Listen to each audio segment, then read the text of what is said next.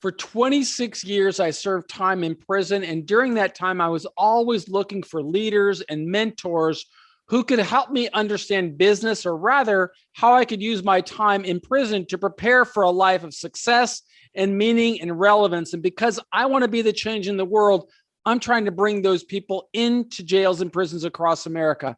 My name is Michael Santos. I'm with Prison Professors, and I'm super enthusiastic to introduce you to Daniel, an individual who's had a self-directed, self-made life, and he's built businesses that have generated tens of millions of dollars over the years, employed more than 100 people, and we've got the real privilege of being able to listen and learn from him. Daniel, where are you from?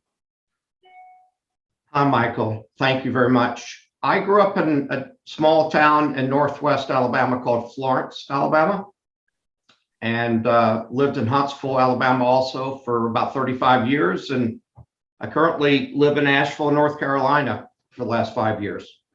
And Daniel, you've had a really illustrious career. I've had the privilege of talking with you online, so I know a little bit about it. But why don't you tell us about your experience, starting with your educational background? As I told you, we're distributing this video to people in jail and prison, but also to formerly incarcerated people who are training to become successful now that they're back in society. And I'm going to show them that regardless of what background they have, they can always start working to build. And I'm going to look to you to validate that message. So did you grow up in a pedigreed, highly educated family? Were you a gifted student? Tell us about your background. I was the last of 5 children, Jewish. I'm the baby. My mother and my father are very well educated, and my 4 siblings are very well educated, and I'm the ugly duckling that wasn't so well educated. And that's a big part of my story, because I truly wish that I had pursued a much deeper and more meaningful academic exposure, during the years that I was at college. And even prior to that, I felt like I short-sheeted myself by not really paying attention and doing the types of things that a good student would do. Well, I think that you're not alone in that boat. Certainly, I made some really bad decisions as a young man, and many of the people in our audience didn't have a background of people with high education to inspire them or teach them. And that's why it's really important to share people who've become successful in spite of not having a solid track record of a formal education. When you were growing up, if you can remember back in grade school or high school, you said that you went to college. Did you have aspirations of going to college, or were you kind of pushed into that direction? No, I always felt like I would go to college. I'm not going to blame it on, the poor education system in Alabama, which still is like 49th or 50th in the country. But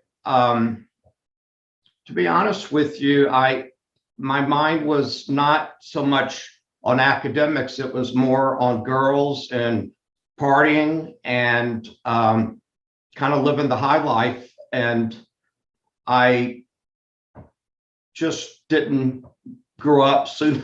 I was a late bloomer, let's put it that way. I can relate to that. And, my family stressed education so much. And it's, the age-old story of, being told the right things to do, but rejecting authority and snubbing your nose at it and going the other direction just because you want to be rebellious and show your independence and think that you know it all. Then you have all the answers, and you don't. And that's the single biggest regret in my life. And I know that the lack of academic, the education exposure to really course material that goes into all aspects of my life, the lack thereof, has impacted my decision making in a negative way on many occasions where I did not use the proper judgment or did not assess the situation properly. I didn't have the mindset to be able to approach it and calculate it in an educated way. Well, I'm glad that you said that, because I know that if I would have gotten that message when I was in prison, I was like you. I was a guy who didn't pay attention to education in my teen years or in my youth. And as a result of the bad decisions, I made much worse decisions than you. You may not have assessed things in the right way, but I really broke the law and got sentenced to a 45-year prison sentence. But it was listening and learning to people like you, Daniel, that helped me realize, just a sentence like you just gave, that you regret not having education. And having you be a really successful business guy, I would have said, well, if I'm in prison, I might not be able to start my life in business today, but I could certainly start my life in education. And so can everybody else that's watching this video. It's never too early and it's never too late to start sowing seeds for a better life. But even though you had a limited formal education, you succeeded at a very high level in business. When did you start sowing seeds to make that happen, and how? Well, I was fortunate because my family was in the retail business in Florence and Huntsville, Alabama. We were in the shoe business and ladies' clothing business and accessories. I grew up in that business. My grandfather started it in 1918. Then my father came in 1938 after graduating Northwestern.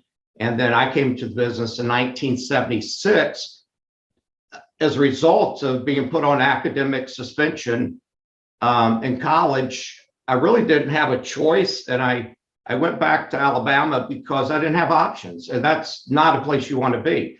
You want to have options. Even if you think you know what you're going to do, you want to open it up, because over time, we change, the world changes, and things shift, and you may not be where you were 2 years ago or even 6 months ago. So it's important to leave the door open for opportunities. And so I was forced, I'd say pretty much, if I wanted to have any kind of career, to go to work in the family business, which was part of the plan all along.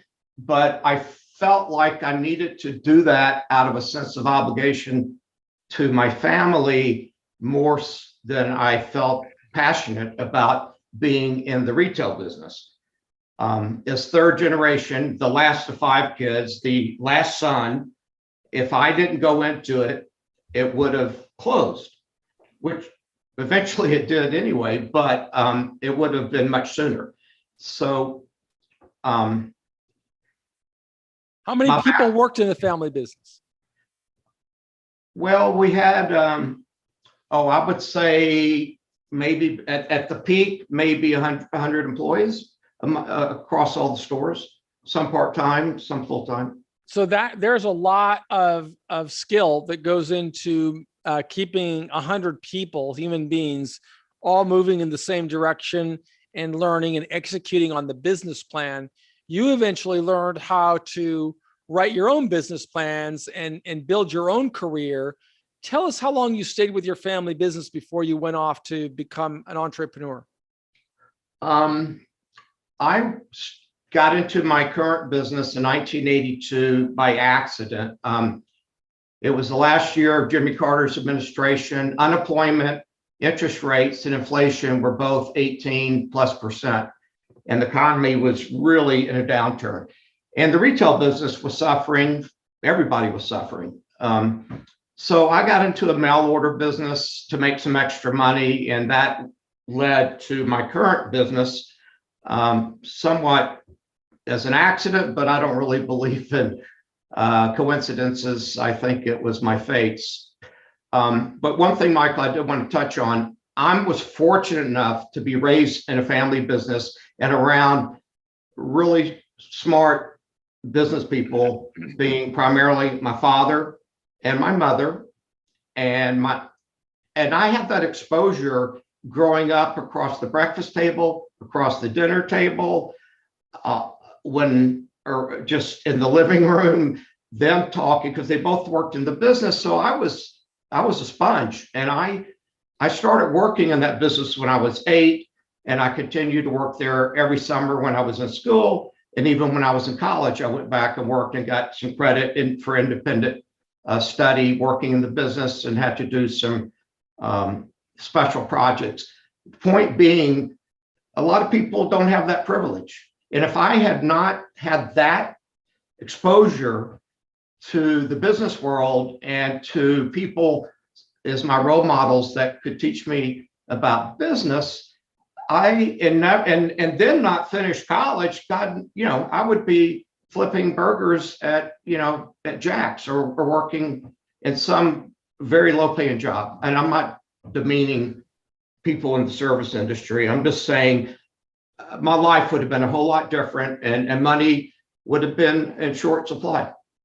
So you said that you went into the mail order business in 1982, but I don't think a lot of people on our audience will understand, what does the mail order business mean? Could you help us understand that sector?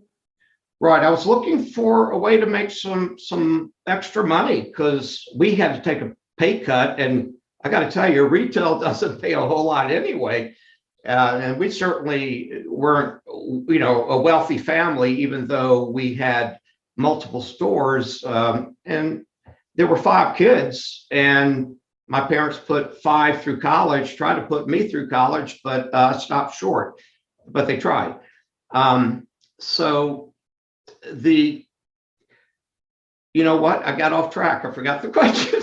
I was asking you about the entire journey, I think. Yeah. And you were saying how you got into the mail order business. Yeah, our business doesn't understand. Our people may not understand what that means, a mail order business.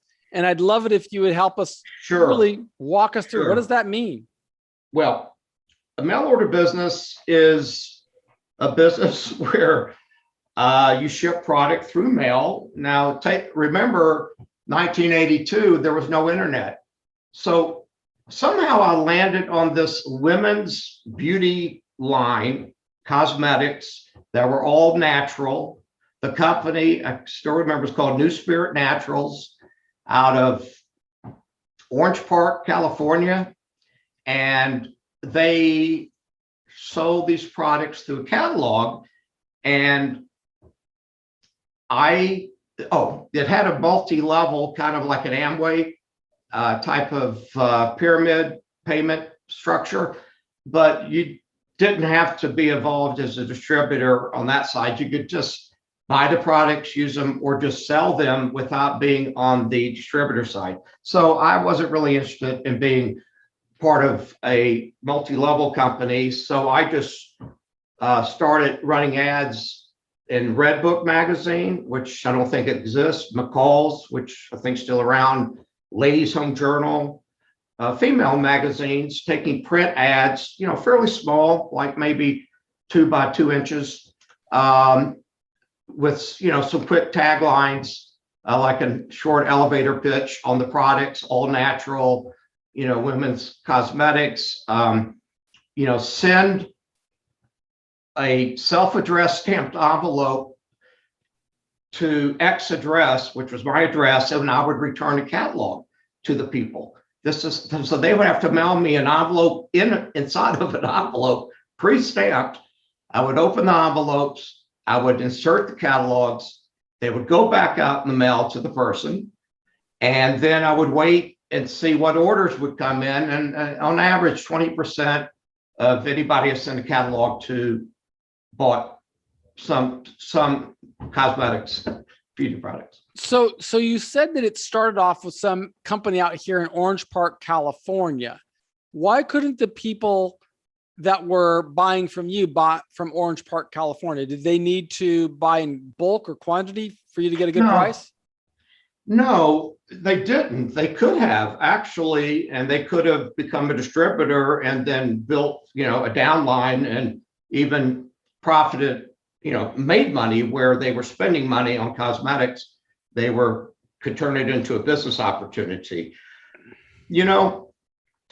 it's a big world out there, and I don't say this in a kind of ugly way, but or a kind of manipulative way, but not everybody knows about everything available, right? So there are, in all verticals, all industries, there are people that resell something where they don't know quite where to get it.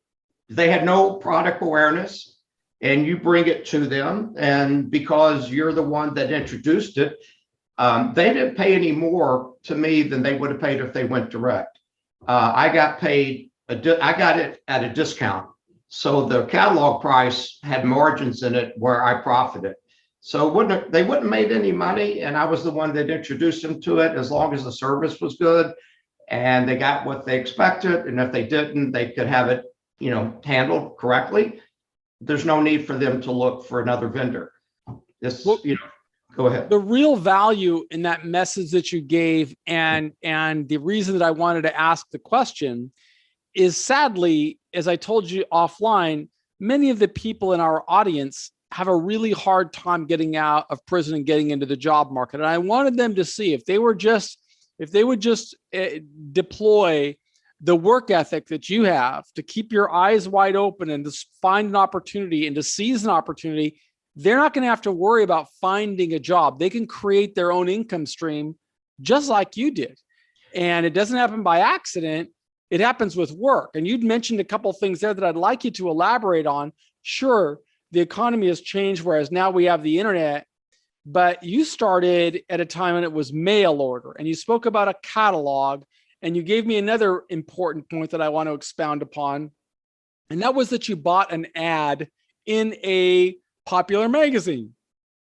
Can you help our audience understand a little bit about that whole process? How much did you invest to buy the ad?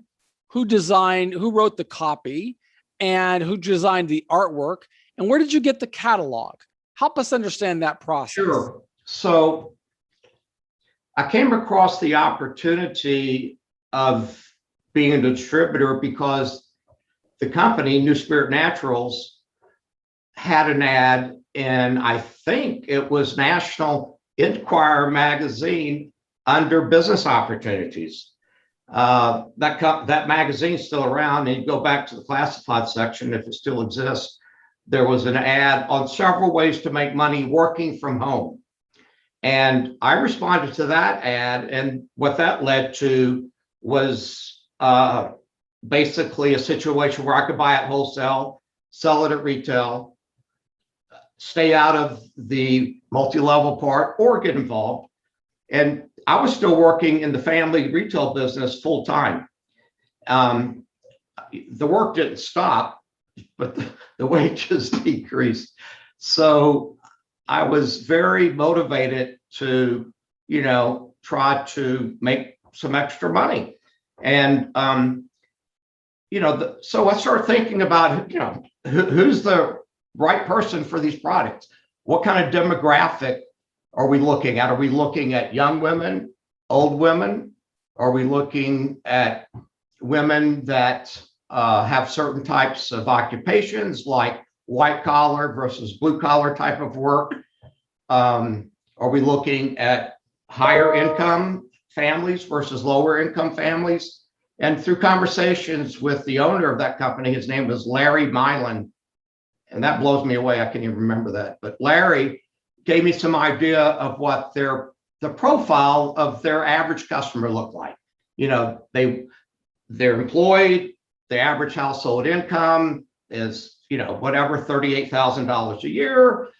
They have children, they're well educated, those types of things.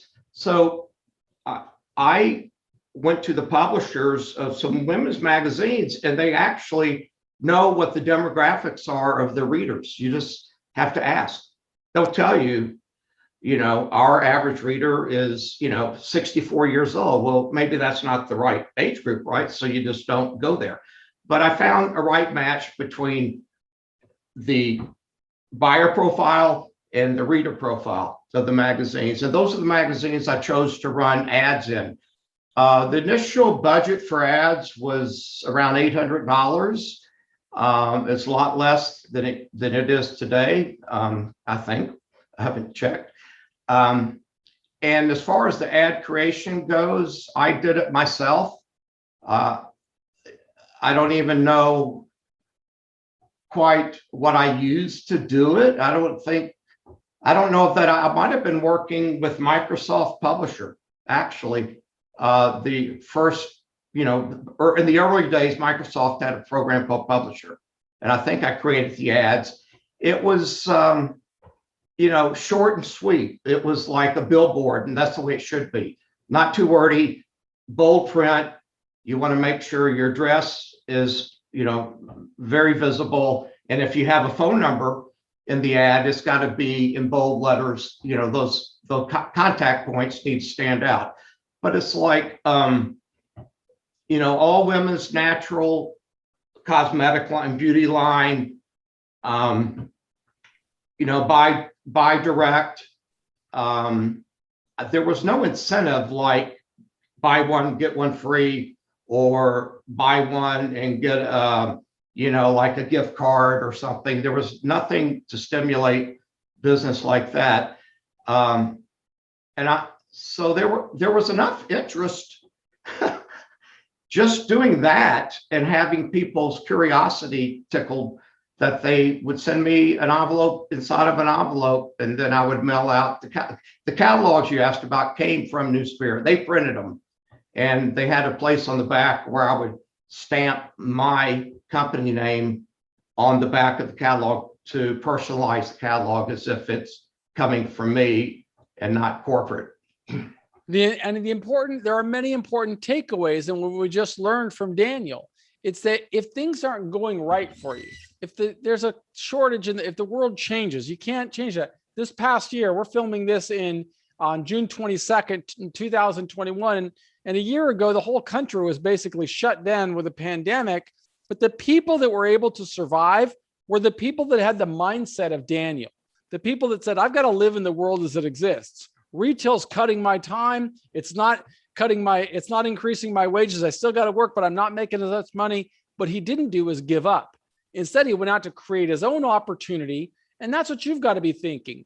Now, Daniel, you had mentioned earlier that your family's background in business had a real influence in getting you to think like a businessman. And many of our people in our audience, they may not have that background. They may not know how to do that.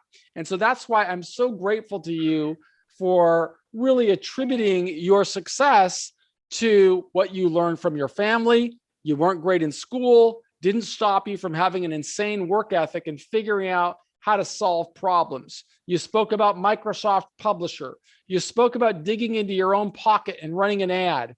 You also said, though, that you remember the name of the owner of this product company, and you were surprised. I'm not surprised, because I've heard from many successful business leaders that one lesson they learned is the importance of remembering names and developing relationships. Could you tell our audience how it is today that you developed a relationship with this fella with whom you built a collaborative business relationship at the beauty supply company? Yeah. Well, I think as crowded as our world is, and that there's people that stand out because they choose to stand out. And I mean, in the positive way, they're seeking something. They're proactive. They're trying to create positive outcomes in their life. And when you go to people who can help you achieve that goal, they are very open to be a part of that success. And they are, I would say, they're motivated by your motivation, because you're actually, maybe they're half asleep at the wheel, but you're getting them excited. You're talking about what you'd like to do, what your goals are, and that gets them, excited. And they start thinking in ways of how they can help you grow your own business. At the same time, they're going to benefit too. Don't get me wrong. So I think enthusiasm is really important that you be passionate about it and it be a heart decision and not just a head decision, that it is motivated based on, a soul feeling rather than just an academic or a numeric equation in your head. And then the other key thing that has been just a driving point of my nature is just perseverance. All the academics in the world, all the Harvard graduates, Yale graduates, PhDs in the world that lack perseverance and a drive to succeed and to improve their personal situation, a lot of those people have not been successful because they're missing that ingredient. They have great book knowledge and they can carry on a conversation just about anything. But if in practical terms of putting that knowledge to work in a way that generates income, a lot of them have failed because they just don't understand the mechanics of how to go about that. And secondly, they don't have a lot of drive. They don't have a lot of personal motivation and perseverance, stick-to-itiveness. And sometimes there's a feeling of entitlement when they come with those credentials. And so they don't want to work as hard. But you've just really validated some key points in the course, in the main course that our participants have gone through. And that's number one. This course, we call it the Straight A Guide. And the first A in the Straight A Guide is attitude. You got to have the right attitude. And that's really what he just told us. We've just learned from Daniel is that you've got to have that enthusiasm, that 100% commitment to make things happen. And if you do that, there was another A, I don't know if our astute participants paid attention to, it's awareness. You got to keep your head in the game and look for opportunities. But if you're doing that, the marketplace will become aware of you. And as Daniel just said, that marketplace may choose to invest in you and grow with you because they're going to benefit. And that's the nature of business. It's growing and building and creating because we live in a world of abundance and it's not a scarcity model. It's an abundance model. All you got to do is want it bad enough to go out and get it. And we know that Daniel wanted to get it. So Daniel, tell us about how that $800 investment in mail order business paid off for you. What did you end up doing with that investment? How big did that grow? Well, what happened, and I guess it's a God thing, and I'm definitely a believer in God. I was looking at all these cardboard boxes that had all these envelopes people had mailed into me with the other envelope on the inside. Well, I saved the outside envelope, and most of them come with a return address that's either a sticker or handwritten, where it's coming from. And, I started thinking, wow, I've got all these envelopes. I wonder if they have any value. And I ended up calling the Yellow Page operator in Atlanta, Georgia. This is in August of 1982. I don't think there's a Yellow Page operator anymore. And I asked her to give me the name of the company under the heading of mailing list that had the largest Yellow Page ad. And she did. And the name of the company is Caldwell List Company. And Bill Caldwell was the original owner. He's passed, but his grandson runs it today in Atlanta. So I picked up the phone, I called Bill, and I said, Bill, I've been running these ads in these magazines. These people who have responded have bought cosmetics and beauty products. And there's also a business opportunity on the other side of this thing that I'm not involved in, but they could be, and maybe they are. And what have I got here? Is there any value? And he said, well, Daniel, I'm glad you called because I need this type of list. I have customers looking for these types of what he called opportunity seekers. and he said, I have my data like this at a computer service bureau that I just moved to, but they're having a bottleneck. They can't get my orders out. How about I start sending you orders for these lists with my label, and you stuff the names in an envelope, and you put my label on it, and you have UPS pick them up.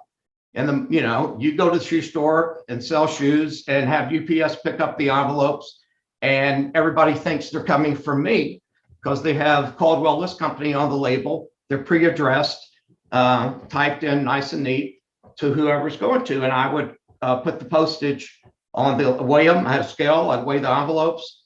Back then, everything was on pill and stick labels. There was floppy disk. That's the age of floppy disk, because I actually got a lady. All right, so this is important. I couldn't do anything with names and addresses on pieces of paper that weren't computerized. So I got into Yellow Pages. There was no internet, right? And I found a lady who did data entry. And I paid her to take every envelope and key them in and create a list. So you had first name, last name, postal address, city, state, zip. That's all I had. And so I built a list. Everything I had was around 15,000 envelopes. And I had that key punched by her. And then she gave it to me on the floppy drive. And then I would get a printer that would print the pill and stick labels. And I had I had stacks all over the kitchen floor. I'd have Washington State over here, and Virginia here, and Florida down here, and Wisconsin here. Every state was in a stack by itself. So I had 50 stacks or close to. And people wanted multiple states to mail to in their orders. So I'd go through and pull off a little Wisconsin, a little Iowa, a little Kansas, and I'd stuff in the envelope and ship it out. And there was value to that asset? Oh, tremendous value. Because the next thing I did, I'm thinking, well, gosh, I bet there's people out there that are running ads like I am and have all these envelopes stacked up and they don't know what to do with them. So I start sending out postcards to all these advertisers in the back of these magazines who had the right type of ads. It wasn't just anybody, but business opportunity ads and work at home programs saying, I'll buy your trash for cash. That was what the postcard said. I'll pay you $35 per 1,000 envelopes, must be postmarked in the last 6 months. And I generated a lot of interest, and I had box loads of envelopes pouring in to Huntsville, Alabama.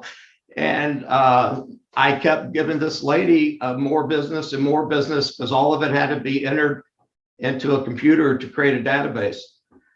And I grew it from there. So you said that you paid $35 for every 1,000 envelopes. How did you arrive at that number, that it was worth $35 per 1,000, number one? Number two, how much would it have cost to convert that handwritten envelope into a digital file? And what did you pay for that? And then three, what did you do with it? You say it sold it, or did you do some type of a joint venture with the fella in Atlanta? No, he had several questions there. Let me try to keep them in order. The first one was, how did you arrive at $35 per 1,000? I didn't. She arrived at it. That was kind of the going price. I could have gone offshore to Jamaica or elsewhere, but you'd have to ship them, and the freight was going to be a lot because there was weight, and had them key punched for a lot less because labor is cheaper. But that was the going price in the United States for keying 3 lines: name, address, city, state, zip. No, but you said when you put the postcard that said, I'll buy your trash for cash, you had these people send you those names. And in my understanding, you had them send 1,000 and you'd pay $35. That was just the going market rate. I see what you mean. No, I established that rate because the first time that I would sell those same 1,000 names that I paid $35 for, I would make around 60. and they would sell for 80, and I would pay Mr. Caldwell around 20% of the sales price because I was doing all the work and it was my data. If it'd been reversed and I was selling his data and he was shipping it, he would take the lion's share. But he was happy to have his customers fulfilled and happy to get a check for me for not doing a whole lot of work other than just taking the order. And that's that's how the mail. So walk us through how that turned into a new business venture for you, how long it took, and how you executed on that. Okay. Well, there was so much about the list business that was so different than the retail business. Not to mention the most obvious thing was that it wasn't holidays and weekends and nights that the malls, I was working in a mall, so malls would have extended hours during the holidays and you'd be open on holidays, and it was trying. And I was in the business where when you sold a box of shoes and that was the last one, you'd have to reorder it and wait 2 or 3 weeks if you could even get it from the shoe manufacturer. And you couldn't sell that shoe or that size again until you got it in. Well, the list business was different because I could take the same name on a computer and I could use it and sell it for different offers. I might have somebody coming to me for a beauty offer. I could sell the name of, Jane Smith at 123 Main Street to that offer. I could also take that same name and I could sell it to somebody doing a different offer, maybe an insurance offer, maybe another work at home opportunity. So you could turn the inventory without having to leave your computer or order it from anybody. But you could only do that so much until you saturate the list. You don't want to, over market to people because they won't like that and they won't be responsive. So you have to manage the traffic on a particular list so you're not over marketing to an individual, and that the offers you're sending out are relative to their demographic and what their interests are. So how long did that journey in the mail orders, how long did that last? Is that the business that you're still in today? 39 years later, yes, it is. So I started just reading about the business. I went to the library. I found out there was this directory called Standard Rate and Data that had all of the lists in the industry that were available at any given moment published in this book. And I found out, it was a pretty big industry, but not too big. I ended up calling a guy in Pittsburgh, Pennsylvania. His company is still in business, but he's not around. He and his wife started this business, and they were really big in investor lists. And they still are. I just got this. Can you believe people are still sending out catalogs in 2021? All right, but it's a very beautiful catalog and quite expensive, and it's smart marketing because people aren't doing this anymore. So when they do it, it really stands out. And Harvey Rabinowitz, short little guy. His wife was even shorter, cutest little couple, been in the business for decades.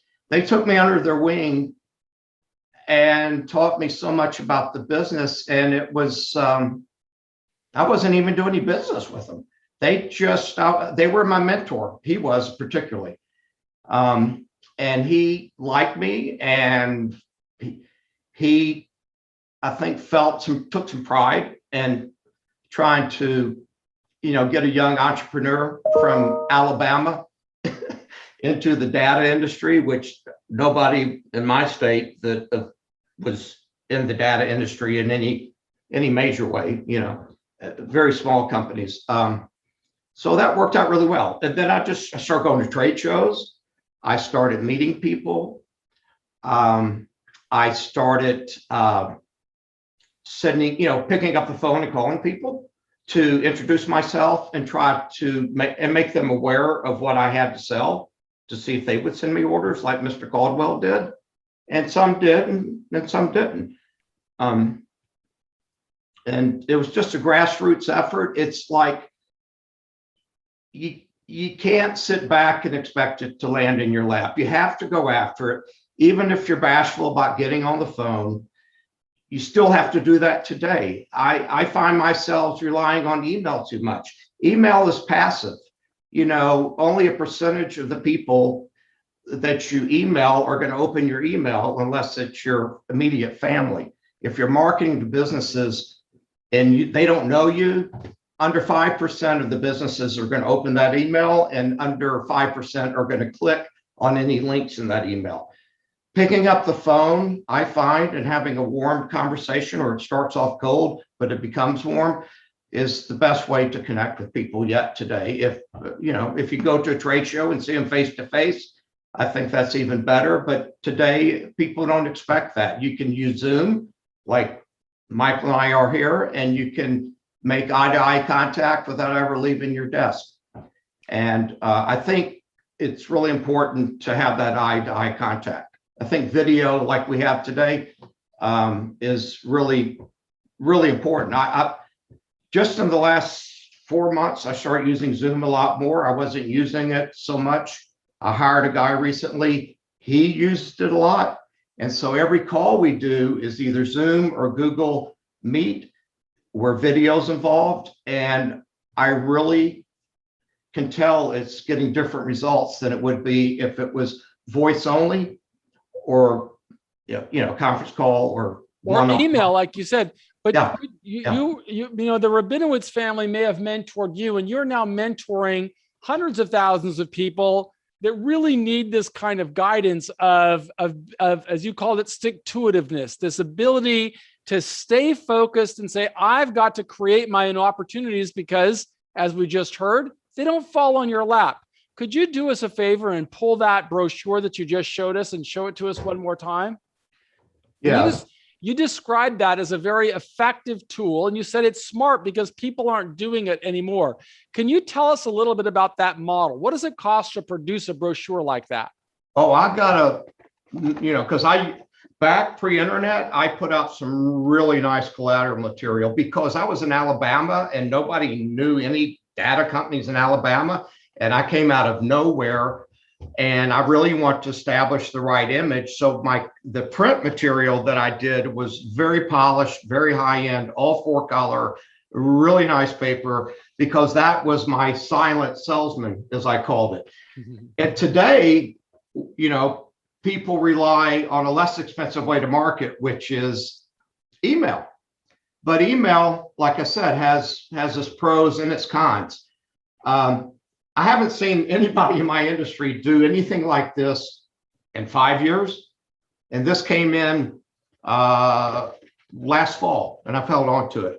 But it's just a really nice, slick presentation. They've got a card in here, a little business card with their phone number, and it's got you get 1,000 names free or additional when you place a test order. So they're giving you a little incentive. And you can tear this out, put it on your desk, have it handy. And I think it's pretty brilliant. I think this probably cost them easily $5 a piece, maybe more like $7. $5 to $7. Is that in your hand, or is that before postage? Oh, I would say more like 7 to 8 in my hand, postage included. It's not that heavy, but this print job is not cheap. And the paper they used, I know the paper. Yeah. So that's a very important data point right there. So somebody that would want to start a campaign like that, I'm listening to an expert right now who's built a business that's generated tens of millions of dollars in revenues, employed hundreds of people. And we're getting some top level guidance here, just out of his generosity to share, just like the Rabinowitz family shared with you. Except you're sharing at scale right now. How many of those would I want to print if I wanted to advertise my business? Is it 500? Is it 1,000? How many would I want to send out? Well, direct mail still also works on small numbers, okay? And it's not just about the mail piece and what it looks like, it's also about who it's going to. And there's typically an offer involved, like buy a test order, get 1,000 names. You get to do something to dangle a carrot on that first order to get people, across the threshold, onto the welcome mat of your business. So I feel like you've got to do enough volume of whether it's email, whether it's direct mail, even phone calls. It's all about consistency and not giving up too soon. But because everything works on fractions. And so to answer your question, if I were to do something like this, and I should, actually, I'm quite busy as things are. I don't know that I have the time to do this right now. I've been blessed, 39 years in this industry has blessed me with some pretty good contacts and a steady stream of business. But if you're starting off business, I'm going to say this. I think the best way to get started, if you're going to be selling something, is pound the phones. Pound the phones. Come up with a short pitch. And I don't care what you're selling. If you're selling to a business or you're selling to a consumer, you can pretty much get the list you want. You'll do more work without paying for it by going on the internet and finding all kinds of directories and business names and business contact information, particularly at company websites. It's a huge resource for data. Now, this is somebody in the list business telling you to go get it for free. So figure that out. But you don't have to go into an investment in print. The way I started my business in 82 and 83 and 84 and building it was pounding the phone. And I would call businesses that I thought would be prospects for the type of list I have. And I would just say to the receptionist, I'm Daniel calling from List World. That was the name of the company. And we have a list of people who buy products from us who I think would be really interested in products your company sells. Can I please speak with the person who would handle, your marketing or your prospecting for your company? And, rejection is a big part of being in sales, and not getting, to the point where you turn back and pack up camp and leave the scene. Because if you stay in the game and you don't go to the locker room, you will score. But you have to stay on the bench or on the sideline, because your time will come and somebody you talked to 3 months ago out of the blue will call you and say, I think the time's right for us to do some business. You just never know. And as Michael said, it's a benevolent universe. I do believe in karma. And I believe if you put yourself out there and you do the next right thing, that the universe will give back to you. But you got to keep your nose clean and you got to do the next right thing. You can't be cutting corners. You can't break the law. You just play it straight. And as long as you put forth your best effort, it will come back to you in spades. So tell us a little bit about the growth of your business. We know that you started with $800. We know that you've built it over time, and you've been with it for 39 years.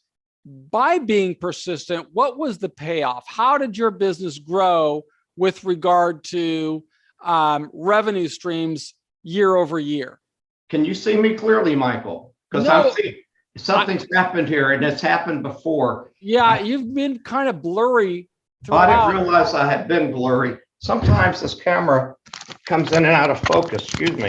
Let me try that. I don't know what happens with this camera. Is it on the computer itself? Yes, sitting on the computer, but sometimes you come in and out of focus, just so you know. Sometimes the reason for that is a computer is reactionary. So if I move, it's going to change the focus. That's right. But it And- doesn't change back for some and it reason. doesn't change back. So, but you've come in clear. If you give me a digital image, I will publish that alongside the blurry one, so that you've just given us so much valuable content. And the Right. people that are watching our show are actually probably don't have the best resolution anyway on those little iPad-like devices. So Yeah. if I get a digital image of you, I'll just plug that on alongside the video. But what's Okay. much more important is that the value that's a little better, is the value that you've given us with these words of wisdom. As you grew your business, help us understand how you went from the first year to the 10th year to the 15th year. How did that grow over time? Well, I never borrowed a cent. It self-perpetuated itself. I would not get in a position where I was spending money, investing in an uncertain future, or get ahead of myself, or drink the Kool-Aid and think, wow, I'm doing so great, this is going to last, for a lifetime, or it's going to continue to make money at this level, because there's a lot of things out of our control. So I played it fairly conservative as it comes to spending money, but I also surrounded myself with some good people who were more equipped at building a corporation out, because I wasn't. And I recognized that's a weak point for me. So I hired individuals that had corporate background that could help me build out an organization that eventually grew to close to 50 people, which I could not have done that myself, nor did I really care to, because that's not my core competency and it's not in my comfort zone. So that's a really important thing, is to recognize your strengths and weaknesses, and then fill those weaknesses with strength outside. And what kind of revenues did you ultimately achieve? Well, here's another big thing that happened that got us to this point. In '86, I was getting phone calls from a gentleman that saw my Yellow Page ad. He actually lived in Huntsville, Alabama, and he was looking to buy hundreds of thousands of records a week for a travel promotion. And I had never sold several hundred thousand names in one order. And I was excited, but I was also a little nervous because I wasn't real sure where I was going to get the names. So I went to Standard Rate and Data, went to the library. Maybe by this time I start subscribing to Standard Rate and Data, because you could. And I found a list of 6 million people that fit his criteria. And it was the only list in the market that fit that exact criteria. And just divide 6 million by over 12 weeks, because he's buying 500,000 a week. We exhausted that database. And his name was Jim Colby. Jim said to me, Daniel, have you ever considered going to a credit bureau and asking them if they would sell you any of their databases? And I said, no, I really haven't, Jim. He said, well, why don't you? And I said, okay. So Equifax had an office in Huntsville. The manager used to work for my family in the retail business when he went to school at Florence State College in Florence, Alabama. It's now the University of North Alabama. He worked in one of our shoe stores. So he knew the family, and long story short, he went to Atlanta, met with corporate at Equifax. They said they weren't really interested in selling their data to non-credit grantors, because the bureaus at that time only sold to people who were using the information to grant credit, like a Citibank credit card or a JCPenney charge account, those types of things. So I said to him, do you know anybody else that might be interested? He said, now that I think about it, I know this guy in Chicago with TransUnion, and they've just spun off this new division to sell their data in a way that doesn't violate the Fair Credit Reporting Act. And they have an interpretation of the FCRA that they feel that is, legal. And they're going to extract records in that manner, and they're going to make them available to non-credit grantors. And we got on the phone with J.C. Wood, who's from Anniston, Alabama. And he knew of my family because we had charge accounts, and we would report information to TransUnion, who would put their payment history on people's individual credit reports. Long story short, some miracle, I'm working at the shoe store selling shoes, and I have this little office, an executive office environment where one person answers the phone for 20 businesses, and she's taking my orders for opportunity seekers on my 800 number, which I still have. And it's 1-800-239-LIST, L-I-S-T. And so I went to Chicago after he came to Alabama, and he knew that I wasn't full-time in the data business. I was able to secure a deal with TransUnion where we brought to market initially 26 million records, but it grew to 95 million records that became the largest database of Visa MasterCard holders available in the direct marketing industry. And I had a 50-50 contract with them, exclusive contract for 3 years. And in '88, because of that relationship, it started in '86. It really took off in '87. '88, we hit about 12 million in sales. And it wouldn't have happened without that relationship. Their data worked very well for companies like AARP and Mutual of Omaha, and companies that use catalog companies like Lands' End, J. Crew, those types of companies. And where typically that type of data never works, but it did because a lot of the people that were on their list weren't on other lists. So they were not seeing these offers typically. So when they saw them, they were more responsive. Well, you've just given us the key point for our audience, and that is, if you work hard, if you define success, if you are goal oriented, you make a commitment, you see success, and you take action, you hold yourself accountable. All these lessons you've learned on our course, you can start a business with $800 and a few years later build it to $12 million in revenues. But it doesn't happen by accident. And that's why we are so grateful to you, Daniel, for taking time out of your busy day to speak to our people. You're just repaying the favor that Rabinowitz has paid to you. Oh. And I really want to also thank you on a personal level for agreeing to work with us and write the lesson plan that will accompany this video. We're going to try to be the change that we want to see in the world. And I really want to thank you for you are. And Michael, I thank you and Prison Professors for what you bring to the world. It's priceless, it's needed, and it's so appreciated from an outsider looking in. I know how critical just plain basic layman's language is without getting into calculations and economics. Just tell me in simple terms, what do I need? What are the ingredients? You know, and I can't speak in those other terms because I'm not well educated. But the one thing I do have is drive, and I'm not afraid to pick up the phone and call somebody and them say no, because I know it's going to happen. And I just know it's a matter of time before I find somebody that says yes. So never be too shy, too bashful, or too proud to go for it and to put yourself out there. Okay. Because that's a good thing, because you're trying. And as long as you're trying, you'll have success. When you quit trying is when you won't have success. Well, we really thank you for allowing us to share your wisdom. And we're going to just do our best to distribute this to, I don't know if I want to do it to 6 million people, because I don't want that many people locked up, but we definitely want to get it in the hands of everybody who needs to overcome the struggle of adversity. Thank you very much. Thank you very much.